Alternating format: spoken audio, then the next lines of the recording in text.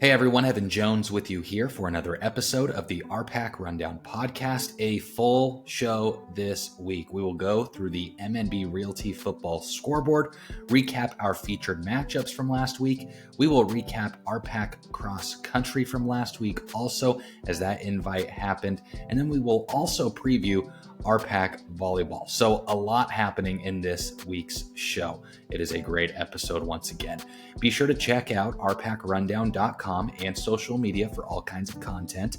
Of course, the RPAC Rundown podcast is brought to you by a bunch of great sponsors like Arapahoe Rehab and Fitness, Cambridge Supermarket, Webb's Oilfield Service, Cambridge Rehab and Fitness, Onyx Native, and C+. Also, just wanted to let you know we have an awesome series of content and stories that we are going to be continuing to push out that is brought to you by Cambridge and Arapahoe Rehab and Fitness. So continue to look out for those awesome stories. It's been a lot of fun to put together some unique stories across the conference. So look out for those as we continue to roll out different types of stories and such. Excited to be partnering with our friends at Cambridge and Arapahoe Rehab and Fitness on that. We'll take a break. Be right back.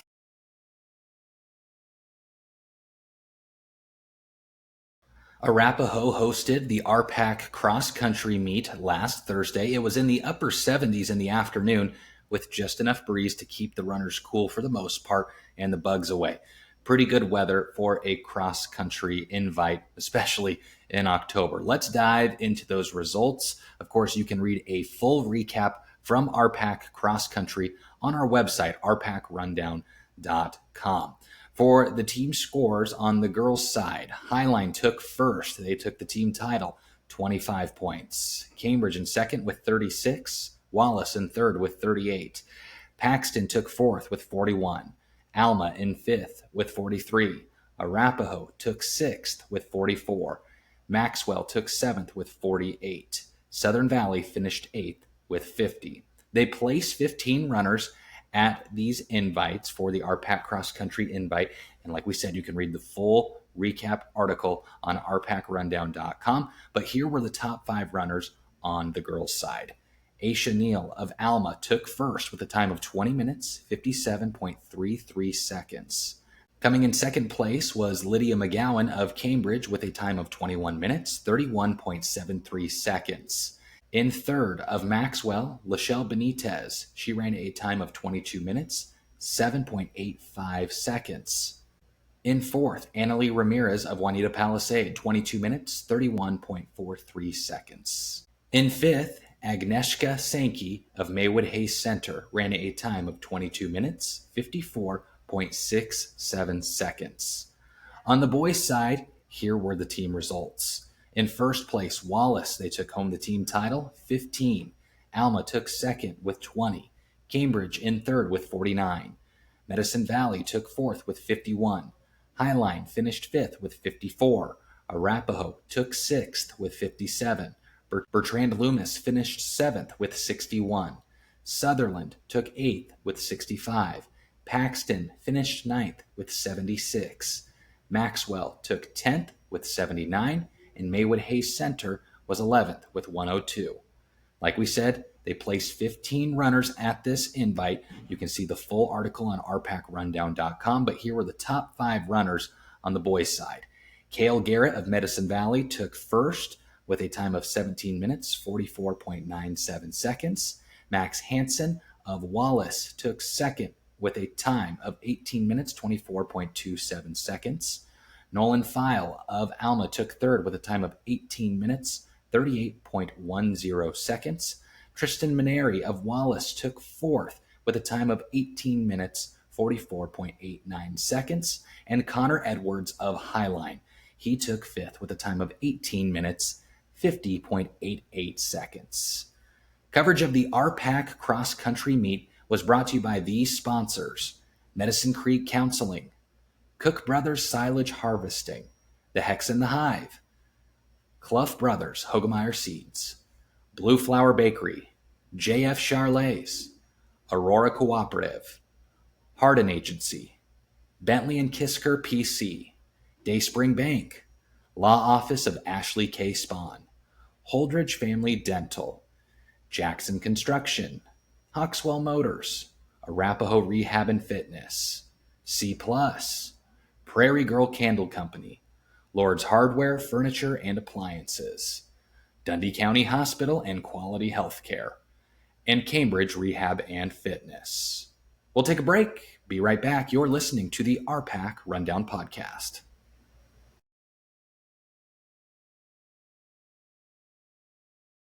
Hey everyone, you may have noticed we have a new piece of content across our socials and on our website brought to you by Acme Printing Company in McCook.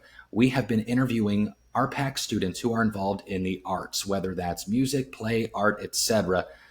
We've had a really unique opportunity to chat and see what's going on the art side of education. We're really excited about this and to partner with Acme Printing Company on it. We're putting out one interview per week. They'll be posted on socials. It's going on our website as well. It's been a lot of fun. And have you checked out Acme Printing Company's website? If you haven't, please do so. Check out acmeprint.co. You can order online. They do so many cool things like marketing products, stationery, direct mailing, signage, promotional products, storefront, and vehicle graphics, and more. Great local business and people to work with. From our experience, we use Acme Printing Company, and it's been a lot of fun to work with them as well. We will take a break. Be right back.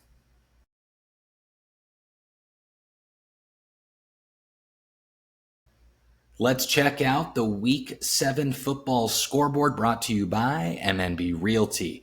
Dundee County Stratton took down Alma 62-14. Arapahoe beat Highline 20-14. Loomis beat Bertrand 60-28. Overton took down Cambridge 33-24. Hitchcock County beat Maywood Hayes Center 54-6. Maxwell took down Bayard 55-8. Wallace beat Medicine Valley by a final score of 70-33. SEM took down Paxton 54-13. North Platte St. Pat's beat Southern Valley 67-22. Southwest took down Juanita Palisade 55-12, and Kimball beat Sutherland 53-28. Once again, our weekly football scoreboard is brought to you by MNB Realty. We'll take a break and then we will recap featured matchups from last week. You're listening to the RPAC Rundown Podcast.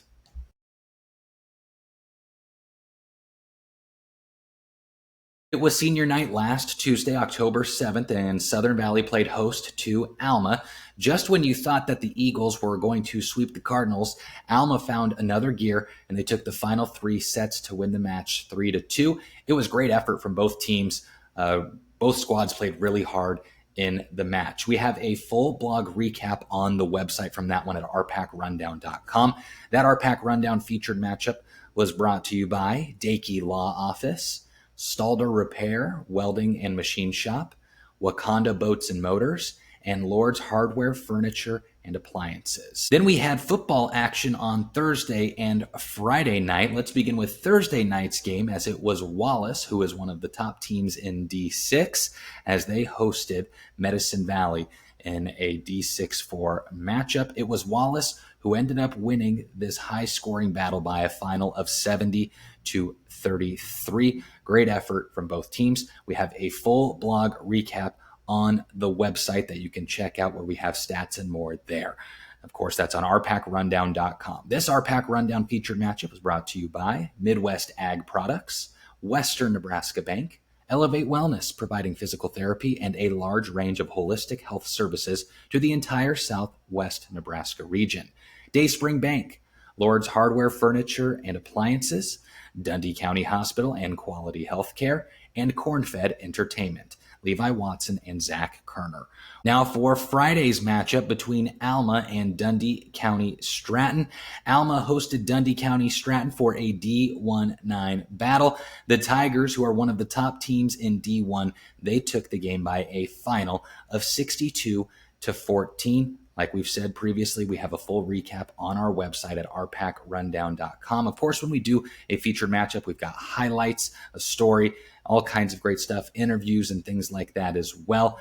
There's a great catch there from Tucker Bizcup that he had in the first half. We have it all there. You can check it out on socials and on our website. Of course, this RPAC Rundown featured matchup is brought to you by Elevate Wellness, providing physical therapy and a large range of holistic health services to the entire Southwest Nebraska region.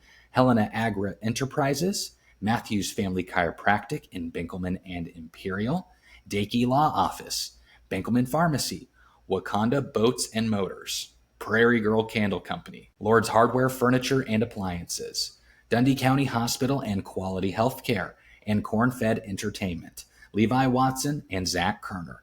Let's take a break, and then we will preview the RPAC Volleyball Tournament. Like we said, it is a jam-packed podcast this week. A lot of good stuff. We'll take a break. Be right back.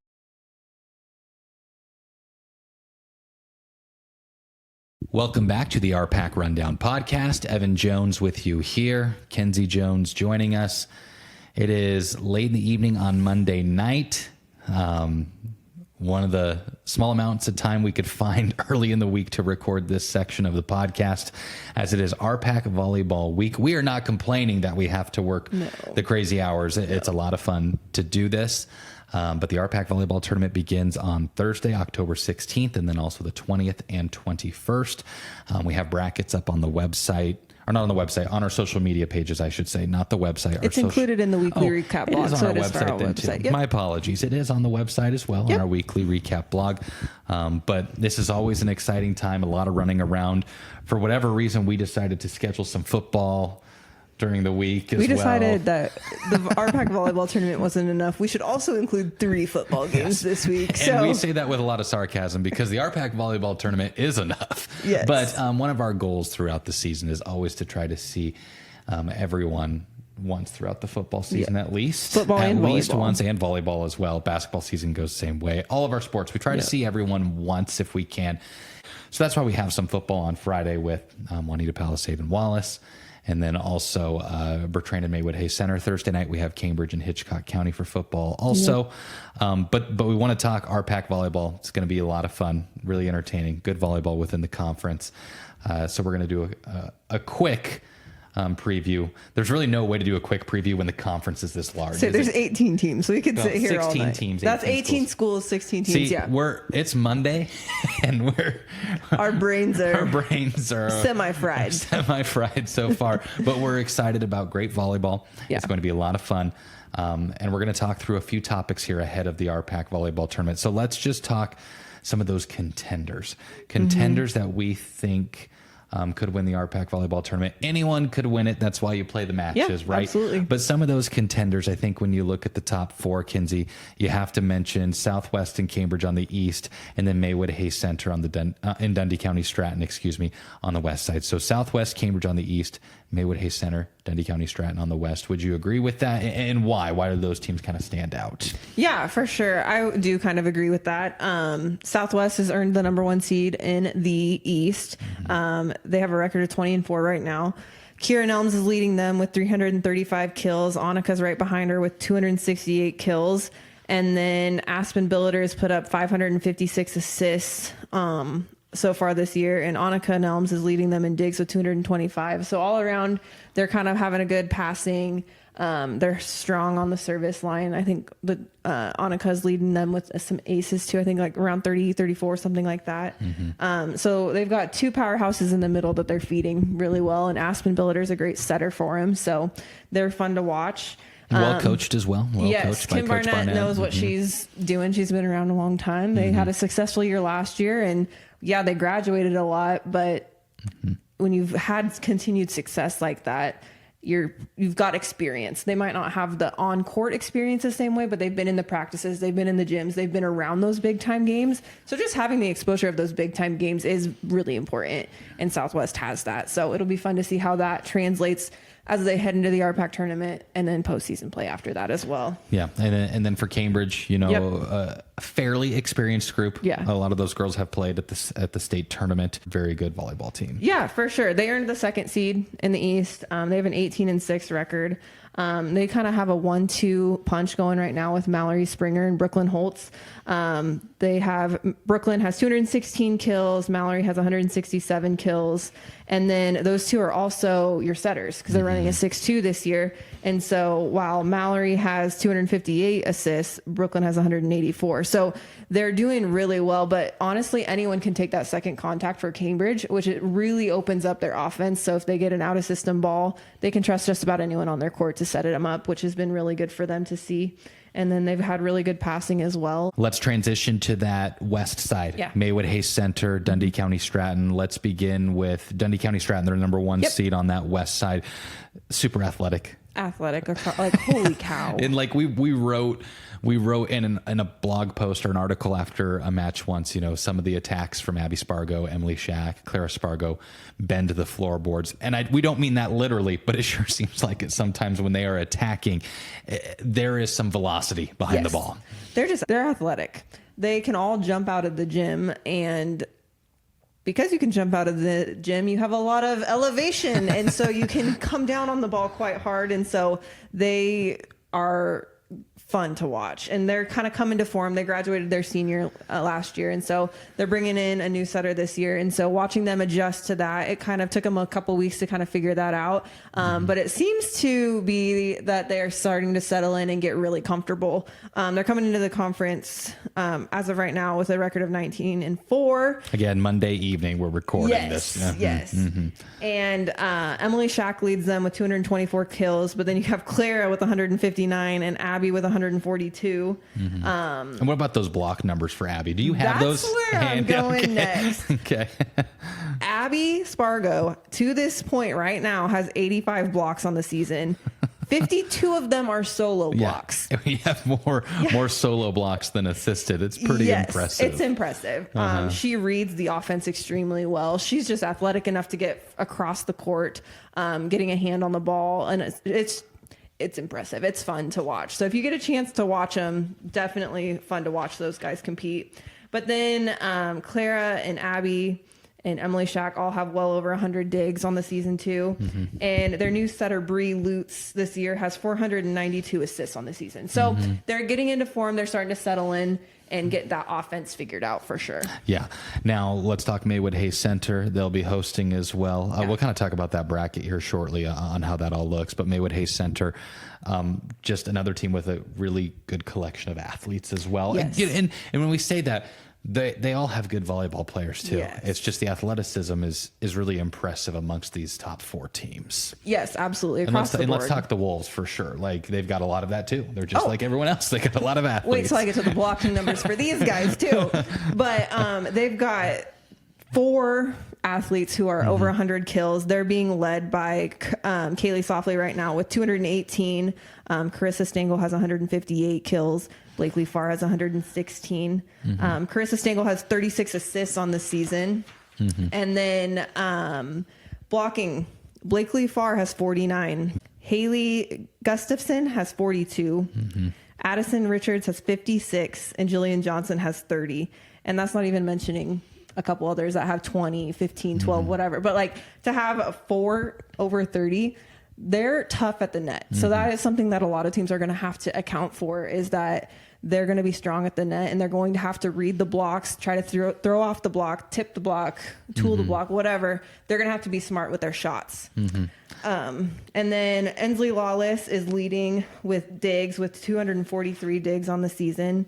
And then, again, another team that can have just about anyone take that second contact. They've got 3 gals over 100 assists. They've got Carissa Stengel, who has 267. Jaylee Sellers has 222. And Lainey Soundy right now has 103 assists. So 3 solid setters on their team that can take that second contact. Really gives your team confidence and trust that anyone can take that second contact to set you guys up. Yeah. So those are those top 4 teams, but we'd be remiss to not talk about potential dark horses as well. We've seen Hitchcock County the last couple of years have success when it comes tournament time. Yeah. Would not be surprised again if we have a team like that. But let's talk about some of the dark horses between, we're not trying to leave anyone out. These are just some of the teams that we have seen play at a high level at times throughout the volleyball season. Juanita Palisade, Arapahoe, Hitchcock County, Maxwell, Paxton. But let's start with Arapahoe. They've had some big wins throughout the season. Tell us a little bit about the Warriors heading into the tournament, Kins. Yeah, they've just kind of been chipping away. They've just kind of been on a steady, gradual incline and like that confidence boost. They were kind of rocked right away with some injuries early in the season. Even before the season started, they had some injuries come up. And so they've kind of just been learning, figuring out what was going to work. And so they've been doing some different offense techniques and stuff like that. And it kind of seems like they figured out what's working for them right now. And they're kind of on an uphill tick right now, which why wouldn't you want to be on the uphill swing right now? So it looks like they could be a dark horse. They're right now with a record of 13-8. And they come in as the number 3 seed. On the East. Thank you. On the East side. Yeah. And we'll get through to some of that stuff too. But yeah, go ahead. But yeah, so Emma Strand has 190 kills for the Warriors. Clara Hilker has 174 kills. Defensively, they're really, really scrappy. Sawyer Schaefer has 209 digs. Sutton Schaefer has 259 digs. Tatum Roscop has 165 digs, and Clara Hilker has 171 digs. And then Sawyer Schaefer's making smart decisions on the offense. So has 347 assists on the season. So they're starting to tick and figure out what's working for them. And it's been fun to kind of watch their confidence grow. We've just seen little bits and pieces here and there. And so that's been good. Yeah, for sure. Juanita Palisade, very scrappy team also. Yep. And who do you have next that you want to visit about? Is it Paxton? Is that who we have next? Yeah, we can talk about Paxton. They right now are 15-10. They're kind of catching a little bit of a spark too. They've kind of been on a little bit of a winning streak. They are a young team. They kind of are led by freshman-sophomore duo, sophomore Jaxie Mitchell. She's got 174 kills so far this season, and freshman Addison Holm has 223 kills this season. So they're young, which will be fun to watch that team continue to blossom and find success not only this season, but through in the future as well. They're scrappy on the defense too. Jaxie Mitchell has 245 digs. Kayla Peterson has 160 digs, and Jaylee Hansen has 221 digs. And then junior setter Hadley Kramer has 569 assists on the season so far. So they're starting to click as well. Yeah. And then we mentioned them on the outset of this with Dark Horse contenders, Hitchcock County. Yeah. Just last year, they had a nice run. Yeah. They played in the consolation match last year, correct? Yep. And they have a lot of good athletes as well. They do. So it's kind of one of those things that it seems like in every conference tournament we have in the RPAC, there's always this team every year that does something. I think of the boys basketball side, Bertrand always tends to make a run. Yeah. Hitchcock County, it's kind of that for the volleyball tournament. So tell us a little bit about the Falcons. I think the Falcons are the number 6 seed on the West. Let me check here. Correct. And they play Paxton, which we're going to talk intriguing matchups, and that's one of them. Yes. They're the number 6 seed on the West. They right now have a 9-17 record, but they always seem to catch fire. I just think you throw that out right now for them. Their record is completely irrelevant right now. They're going to go on a run. They're going to push you. If they don't win, it might be a 5-set match though. They're going to push you to the very last point possible. And they've got impressive numbers too. It's just getting it all to come together at one point. And they had a tournament this weekend or last weekend. Last couple weeks, they've kind of been starting to put a couple matches together here. And so if they catch some fire right now, that would be a great time to heading into conference tournament and postseason. But Madison Carlson leads them. She's a senior. She's 230 kills. Asia Homa, another senior, has 186 kills. And that's what they have, is a lot of experience. Yes, they are. They're senior heavy. They do have some freshman, sophomore that are in there too, but they kind of rely on those two and also senior Riley Hagan, who has 174 kills on the season. So they kind of look to those guys to kind of get their offense going. But again, athleticism. Madison Carlson has 58 total blocks this season. 40 of them are solo blocks. That's insane too. So she can read the ball really well too. So another thing that people are going to have to watch out for across the net is Madison Carlson, but also Caitlin Cook. She's got 28 blocks this season. So she's figuring out, she's learning from Madison. So it's going to be fun to kind of watch that. And so you are going to have to watch the block on that and take that into consideration. But also scrappy defense too. And we saw that in, I think it was a triangular that we went to earlier in Trenton. This year. Yeah, they do a good job. Hustle. I mean, big part of volleyball is keeping the ball off the floor, obviously, and they do a good job of it. They do a good job of that. Yeah. They have Riley Hagan that has 361 digs. Calissa Hagan has 275 digs. Emma Hagan has 163 digs. Jada Wood has 234 digs. Caitlin Cook has 146 digs. Asia Homa has 301 digs. So they all have significant amount of digs. They're going to keep that ball up. And so you just got to be smart with your shots, try to find open spots, but also be ready on the offensive side because they might be sending a free ball over because they were hustling it down. So they're fun to watch. But they also have 2 setters that they run. Calissa Hagan has 286 assists and Jada Wood has 318. So effective on the offensive side as well. Yeah. A lot of intriguing teams for sure. And you have Juanita Palisade there too, Kins. Let's talk a little bit about them too. They're also a team that has a lot of experience. Yep. McKenna Detker, Cheyenne Parrish, Lily Dennell, Emma Acton, Kinsey Bardsley. Yep. And they have some good athletes too. Yes. They're going to be a very interesting team in this tournament. They're a team that we thought early in the season could do some damage in postseason time. The record at this point on this Monday evening is what? 14 and 10. 14 and 10. Pretty decent record, but this is when you need to start playing great volleyball. Yes. And there's an opportunity there for Juanita Palisade, I believe so too. Yeah. And Maxwell's another team to watch also. Yes. Emery Christensen, excellent volleyball player. Yes. Kristen Cheek, others. There's a ton of them. But no. So no, let's talk intriguing matchups. And obviously when we do those things, we never want to leave anyone out. But those are just some of the dark horse teams that we see. So let's go through those first round matchups. And again, beginning on the west side, or I should say east side, Southwest, Cambridge, host sites. Yes. Beginning at 3:30 p.m. Central Time. Yep. West side, Maywood Hayes Center, and Dundee County Stratton. So Benkelman and then Hayes Center will host beginning at 3:30 p.m. Central. Also, that east side, let's just go top all the way down. Number 1 Southwest versus number 8 Medicine Valley, 3:30 in Bartley. Number 5 Highline versus number 4 Alma. That is at 5 p.m. And of course, just plan. I mean, some of the matches might take longer. That's just how it's going to go. They'll probably try to stay right around the schedule. They're going to try, but if they go long, that's what happens. That's what happens. And then number 3 seed Arapahoe versus number 6 seed Southern Valley in Cambridge at 3:30. Number 7 seed Bertrand versus number 2 seed Cambridge at 5 p.m. And then just follow that bracket and how those matches are going to go. Obviously, the winners will play each other, and you go down to a consolation bracket. So now the west side, number 1 Dundee County Stratton versus number 8 Sutherland at 3:30 p.m. Central Time in Benkelman. And these are all on Thursday, as we mentioned. So they have those first 2 rounds essentially on that first day. Then number 5 Maxwell versus number 4 Juanita Palisade at 5 p.m. That is at Benkelman also.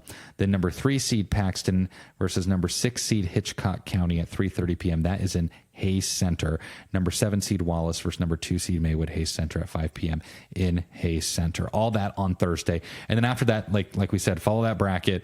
You'll have your winner of game 1 and game 2, winner of game 3 and game 4 on Thursday as well, and just go down the bracket, and you can see in the consolation side of things also. And then it goes, to Monday, and we won't know what that looks like. On Monday, they'll advance, and the highest remaining seed in the winner's bracket. Correct. Okay.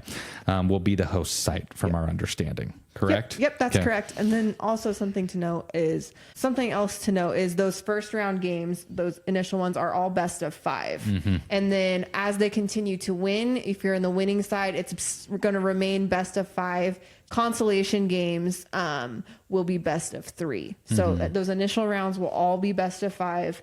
Those consolation matches will then transition to best of 3, but the championship match and the consolation match on Tuesday will both be best of 5 matches. It's going to be really fun. Great tournament. Lots of good action. Let's talk opening matchups that are intriguing. Yeah.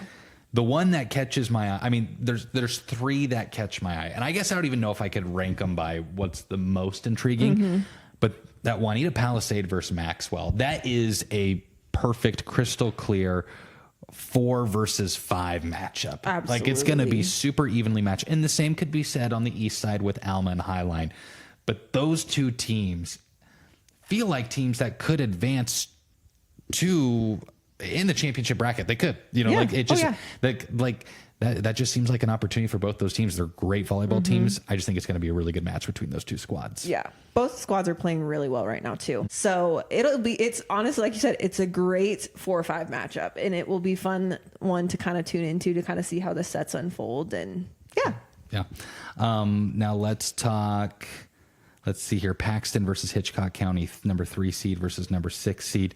That also looks like a very intriguing matchup. We talked about Hitchcock County. You just probably don't want to see them first round. No, probably not. But both teams playing well, and that one could be really interesting. Then on the east side, Arapahoe versus Southern Valley. Also one of those matches that has the opportunity to be a lot of fun. Yeah, that's a rematch. Yeah, that's one of those Arapahoe swept Southern Valley at a triangular. I think it was middle of August or September, middle of September, like the 18th or something like that. Swept Southern Valley then, but Southern Valley since then they win a tournament in September, October, something like that. They're kind of getting some stuff figured out. They went 5 sets with Alma last week. So they're getting some things figured out, some ironed out, because they're very, very, very young. They have one senior with Tori Bowes. The rest are freshman and sophomore, I believe. So pretty young team. They're just learning the speed of the game at the high school level. And so they're settling in, they're getting some things figured out. So honestly, that could be a pretty interesting matchup, and Southern Valley could be a dark horse on the east side as well. Yeah. So we're going to do our best, or the coverage. We always feel like we do a pretty good job. But we're going to be running around. We're going to have some help from some folks, which is going to be great. That's what's awesome about the media community in our area. Yeah. Everyone helping each other out a little bit. But we'll have blog recaps. Next week, we will recap the tournament, of course. And then championship matches on Tuesday evening. And we should have said that. McCook Community College Graph Event Center is where where the consolation match on Tuesday and the championship match will be. Correct. So that'll be at McCook, like they host all those RPAC events there on the championship night. So should be a lot of fun. We better get some rest the next couple of days. Here we go. And yeah, it'll be a lot of fun. So thanks for everyone for consuming the content. We have a lot of fun doing it. Looking forward to it. Should be fun. Yeah. So stay tuned to social media pages. We'll give updates after each match, and then blog recaps at the end of each night. And so we will be updating you guys set by set throughout the matches. Yeah. Should be a lot of fun. So thanks for your time, Kins. You bet.